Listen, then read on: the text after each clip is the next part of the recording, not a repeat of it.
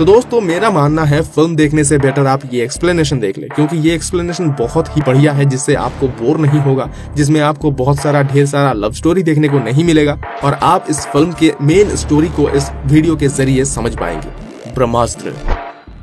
पुराण की कुछ कहानियों के मुताबिक भारत के ऋषि मुनियों ने कई महाअस्त्रों को काबू करना सीख पाए थे, जैसे कि अग्निअस्त्र, जलास्त्र, वानरास्त्र, नंदी अस्त्र, और सदियों से कई पीढ़ियों के कुछ चुने हुए लोग इन सभी महान अस्त्रों को रक्षा करते हुए आ रहे हैं। इन सब अस्त्रों में से सबसे महान है ब्रह्मास्त्र, जिसका पावर शिवजी के थर्ड आई से जुड़ा हुआ है। ब्रह्मास्त्र की मदद से सृष्टि का रहस्य या फिर विनाश दोनों ही किया जा सकता है। एक बार एक महान योद्धा ने ब्रह्मास्त्र हासिल कर लिया था और सृष्टि के विनाश करने की कोशिश किया था। तभी दूसरे एक महान योद्धा उसे रोकती है और ब्रह्मास्त्र के 3 टुकड़े कर देती है और हर हिस्से को ब्रह्मास्त्र के 3 महान रखवाले के पास रख देती है। ये तो गई कहानी की बात। अब चलिए मूवी पर आते हैं। शिवा मुंबई के रहने वाला एक डीजे एक बार दशहरा के दिन वो एक दुर्गा पूजा में अपना प्रोग्राम कर रहा था, लेकिन वो जब दुर्गा माता के सामने प्रार्थना करने के लिए आया तभी उसको कुछ विजुअल्स आने लगा। वो देखा कि मोहन भार्गव नाम के एक साइंटिस्ट के पास 2 खतरनाक किलर आया। वो दोनों ही मोहन से कोई चीज मांग रहा था। मोहन अपने बातों से दोनों को उलझाने की कोशिश भी किया,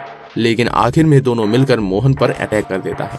मोहन अब एक कड़ा अपने पैर में पहन लेता है और उस जादुई अस्त्र से मोहन के शरीर में कुछ अलग लेवल का शक्तियां आने लगती है। वो कड़ा असल में वानरास्त्र है और मोहन वानरास्त्र का रखवाला है। फिर मोहन और उन दोनों किलर्स के बीच में एक भयानक लड़ाई होती है। आखिर में एक औरत वहां पर आ जाती है और अपने अनोखे शक्ति से मोहन को काबू कर लेती है और मोहन के पास से वानरास्त्र छीन लेती है। फिर पता चलता है कि वो तीनों किलर ब्रह्मास्त्र का एक टुकड़ा मोहन के पास से लेने आया था, क्योंकि मोहन ब्रह्मास्त्र के एक टुकड़े का रक्षा करता था। उस औरत ने अपना नाम जुनून बताई और उसकी 2 साथी के नाम है रफ्तार और जोर, यानी कि ताकत। फिर अचानक से शिवा का ये विजुअल्स खत्म हो जाती है और वो होश में वापस आ जाता है। इसके बाद रात को शिवा रावण वध प्रोग्राम में जाता है और वहाँ उसे एक खूबसूरत लड़की दिखाई देता है, लेकिन उस लड़की को देखने के बाद पीछे जलते हुए रावण के आग में सब कुछ जल जाता है और वो आग शिवा के चारों ओर घूमने लगता है। शिवा तुरंत बेहोश हो जाता है। उसके कुछ दिन बाद शिवा उस लड़की को फिर से एक लिफ्ट में देखता है। शिवा उस लड़की के साथ मुलाकात करता है और उसे पता चलता है कि उसका नाम ईशा है। शिवा और ईशा के बीच अब धीरे धीरे दोस्ती हो जाती है और ईशा शिवा के रिक्वेस्ट पर एक बर्थडे पार्टी में आ जाती है। वहाँ ईशा को पता चलता है कि शिवा एक अनाथालय चलाता है और उनमें से ही एक बच्ची की आज बर्थडे है। ईशा शिवा के इस अच्छाई को देखकर पिघल जाती है। फिर दोनों मिलकर उन बच्चियों के साथ काफी मस्ती करते हैं। इसके बाद शिवा ईशा को अपने कमरे दिखाती है और अपने माता पिता के बारे में भी बताता है। शिवा के पापा उसके जन्म से पहले ही मर चुके थे और उसका जब 1 साल का उम्र हुआ था तब उसकी मम्मी भी गुजर गई थी। शिवा का इस इमोशनल मोमेंट पर उसका साथ देने के लिए ईशा ने शिवा का हाथ पकड़ लेता है। तभी अचानक बाहर से कुछ आग की शक्तियां दोनों की तरफ बढ़ने लगता है। शिवा को फिर से विजुअल्स दिखाई देता है और उसको दोहराने लगता है। शिवा देखता है कि लगातार 4 दिन लड़ाई के बाद जुनून और उसके साथियों ने मिलकर मोहन को पूरी तरह से बंदी बना लिया है और उससे ब्रह्मास्त्र के बाकी टुकड़ों के बारे में पूछ रही है। मोहन बताया कि ब्रह्मास्त्र का एक टुकड़ा उनके दोस्त महान आर्टिस्ट अनीश शेट्टी के पास है और अनीश अभी वाराणसी में है और तीसरा हिस्सा एक गुरुजी के पास है, लेकिन गुरुजी के पहचान और ठिकाना बताने से पहले ही मोहन बैल्कनी से कूदकर सुसाइड कर लेता है। शिवा का होश भी इसी के साथ वापस आ जाता है। शिवा फिर ईशा का पता ढूंढ कर निकालता है और काली पूजा के पंडाल पर उससे जाकर मिलता है, लेकिन वहाँ एक न्यूज़पेपर से उसे पता चला कि जाना माना साइंटिस्ट मोहन भार्गव ने पिछली रात सुसाइड कर लिया। शिवा ने इस न्यूज को क्रॉस चेक करने के लिए इंटरनेट पर एक न्यूज चैनल देखा। उस चैनल ने भी सेम न्यूज दिखाया। फिर शिवा को यकीन हो जाता है कि वो जो विजुअल्स देख रहा है वो असल में हो रहा है।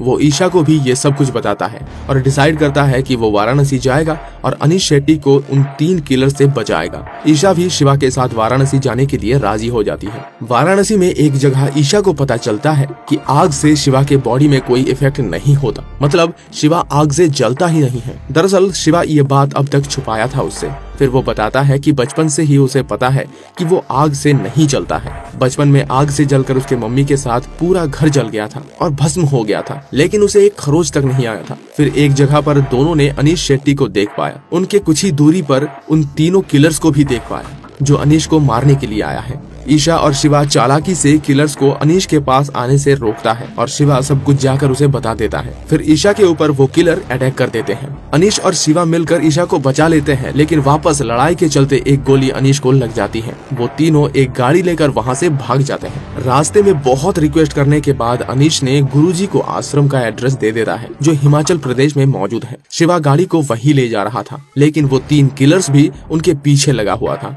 अनीश अपने पास ब्रह्मास्त्र का एक हिस्सा शिवा को दे देता है और उसको गुरुजी तक पहुंचाने का आदेश देते हैं और खुद को उन तीनों किलर्स को रोकने के लिए रुक जाता है। अनीश अपने पास मौजूद नंदी अस्त्र को एक्टिव करता है और अपने आखिरी सांस तक उन किलर्स से लड़ते हैं। आखिर में उन किलर्स को लेकर अनीश खाई में गिर जाता है और उसका भी मौत हो जाता है, लेकिन रफ्तार शिवा और ईशा के पीछे पड़ा हुआ है। रफ्तार से किसी तरह खुद को बचाते हुए शिवा और ईशा आश्रम के गेट पर आ जाते हैं। रफ्तार अपनी पूरी ताकत से दोनों के ऊपर अटैक करने के लिए आता है कि तभी अचानक से शिवा के शरीर से कुछ पावर निकलता है और रफ्तार को जला के राख कर देता है। शिवा फिर बेहोश हो जाता है। गुरुजी ये दृश्य अपने खिड़की से देख रहे थे। वो तुरंत शिवा और ईशा को आश्रम के अंदर ले आते हैं। अगले दिन शिवा को पता चलता है कि आश्रम के सारे मेंबर्स के पास कुछ न कुछ खास किस्म का अस्त्र जरूर है। गुरुजी शिवा को बताते हैं शिवा के पास अग्नि अस्त्र है और वो उसे कंट्रोल करना सिखाएंगे, लेकिन शिवा इन सब चीजों से दूर रहना चाहता है, इसलिए वो ब्रह्मास्त्र का दूसरा हिस्सा गुरुजी को देकर वहाँ से चले जाने का फैसला लेता है। गुरुजी फिर शिवा को बताता है कि शिवा के माता पिता भी आश्रम का मेंबर्स थे और उनके मौत के कारण गुरुजी को मालूम है। अगर शिवा वहाँ रुक जाए तो गुरुजी उसे पूरी कहानी बताएंगे। शिवा वहाँ रुकने का फैसला लेता है। शिवा को बीच बीच में कुछ विजुअल्स आने लगते हैं जहाँ वो देख पाता है कि जुनून अपने गुरु के लिए ब्रह्मास्त्र हासिल करना चाहती है और उसके गुरु के पास बहुत सारा अस्त्र मौजूद है। ईशा को किसी सुरक्षित जगह भेजकर शिवा अपने ट्रेनिंग स्टार्ट कर देता है, लेकिन वो अपने ताकत को सही तरीके से काबू नहीं कर पा रहा था। बहुत सोचने के बाद शिवा को समझ में आ जाता है कि ईशा जब भी उसके करीब आती है तभी अस्त्र काम करता है। गुरुजी फिर शिवा को समझाता है कि अस्त्र सिर्फ सच्चा प्यार से ही काम करता है। फिर शिवा अपने पास ईशा को इमेजिन करता है और अग्नि अस्त्र को काबू करना सीख जाता है। उसी रात जुनून को ईशा का ठिकाना मिल जाता है और वो उसी रात ईशा के ऊपर अटैक कर देती है। आश्रम के बाकी मेंबर्स मिलकर लड़ाई करते हैं और ईशा को बचा भी लेते हैं। जुनून अब आश्रम का पता ढूंढ निकालने के लिए पास के एक गाँव के सारे लोगों को अपने वश में कर लेती है और आश्रम को ढूंढने लगती है। गुरुजी शिवा को एक कहानी सुनाते हैं। आज से 30 साल पहले ब्रह्मास्त्र का मठ समुद्र के बीच एक द्वीप में था और तब ब्रह्मास्त्र टुकड़ों में नहीं था, लेकिन मठ का एक वीर देव ब्रह्मास्त्र को हासिल करना चाहता था। देव अग्नि अस्त्र का मास्टर था, लेकिन साथ ही कई अस्त्र पर देव काबू पाया था। देव एक दिन अग्नि अस्त्र से ब्रह्मास्त्र को जगाया और विश्व को तबाह करने आ गया, लेकिन तभी उसे रोकने के लिए आश्रम और एक शिष्या आगे आई। उनका नाम है अमृता। लगातार 1 हफ्ते की भयानक लड़ाई के बाद अमृता ने ब्रह्मास्त्र के 3 टुकड़े कर दिए और देव का अग्नि अस्त्र भी शांत कर दिया। उस लड़ाई के बाद आश्रम उस द्वीप के साथ समुद्र के अंदर चला गया। लोगों का मानना है कि अमृता और देव भी उसी लड़ाई के बाद मर गए थे। फिर आश्रम हिमाचल में आ गया और अमृता अपने बोट पर ब्रह्मास्त्र के 2 टुकड़े इस आश्रम में भेज दिए। लेकिन गुरुजी का मानना है अमृता लड़ाई के बाद भी जिंदा थी और वो उस समय प्रेग्नेंट थी। बाद में उसका एक बेटा भी हुआ और अमृता और गुरु एक दूसरे से प्यार भी करते थे और गुरुजी को शिवा के अग्नि अस्त्र में देव का परछाई भी दिखाई देता है, यानी कि अमृता और देव का बेटा है शिवा, इसलिए उसके पास बचपन से ही अग्नि अस्त्र का शक्ति है। शिवा फिर सबको बताता है कि देव भी जिंदा है और जुनून उसके लिए ही ब्रह्मास्त्र हासिल करना चाहती है। फिर अपनी माँ के एक शंख के ऊपर अपना खून चढ़ाता है और उस शंख के अंदर ब्रह्मास्त्र का तीसरा हिस्सा भी मिल जाता है, यानी कि ब्रह्मास्त्र का तीसरा हिस्सा अमृता ने अपने पास रखी थी। अब गुरुजी शिवा और ईशा सभी आश्रम मेंबर को लेकर वहाँ से जा रहे थे कि तभी जुनून अपने सेनाओं के साथ उन पर अटैक कर देती है। सभी लोग उनसे लड़ पड़ते हैं। लड़ाई चलते हुए जुनून को ब्रह्मास्त्र के 2 हिस्सा मिल जाता है और तीसरा हिस्सा को पाने के लिए शिवा के साथ उसकी लड़ाई होती है, लेकिन शिवा उस तीसरे हिस्से को अपने साथियों की मदद से